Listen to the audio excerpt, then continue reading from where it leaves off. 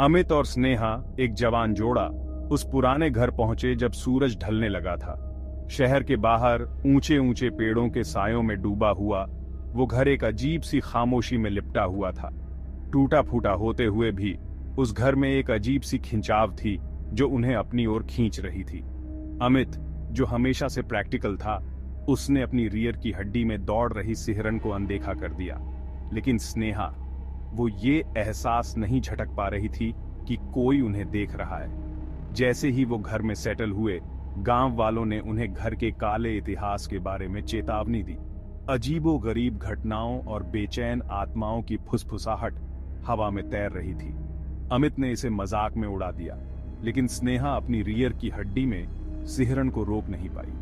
रात हुई और घर पर लंबी डरावनी परछाइयां फैल गईं। रात के सन्नाटे को फर्श के कड़कने की आवाज ने तोड़ दिया। स्नेहा अपनी नींद में करवटें बदलती रही, बेचैन करने वाले सपनों से परेशान। अमित आवाजों को तर्क संगत ठहराने की कोशिश करते हुए उन्हें घर के पुरानेपन का नतीजा बता रहा था। फिर भी जैसे जैसे रात आगे बढ़ी, उसे भी बढ़ती बेचैनी को नजरअंदाज नहीं किया जा सका। अगली सुबह एक अजीब सी बेचैनी हवा में घुली हुई थी। स्नेहा को फर्श के नीचे छिपी हुई एक पुरानी कलात्मक चाबी मिली। ऐसा लग रहा था जैसे उसमें कोई अनजानी ऊर्जा स्पंदित हो रही हो।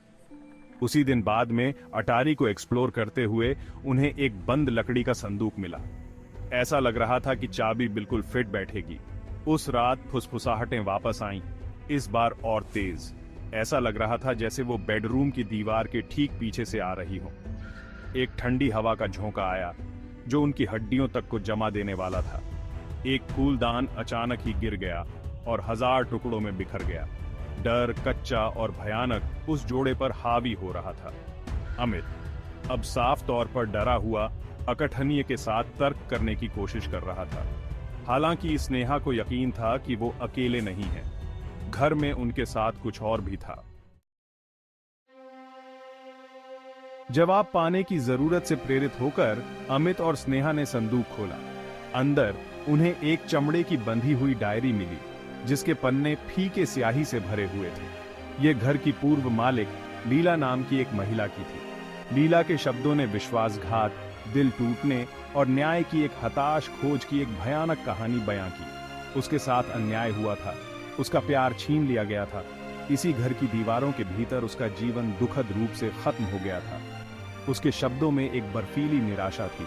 उसकी पीड़ा समय के साथ गूंज रही थी। जैसे ही उन्होंने पढ़ा, एक ठंडी हवा घर से होकर गुजरी, लालटेन बुझा दी और उन्हें अंधेरे में डुबो दिया। डायरी स्नेहा की पकड़ से फिसल गई। जब उन्होंने लालटेन फिर से जलाई तो कमरा ठंडा, भारी लग रहा था।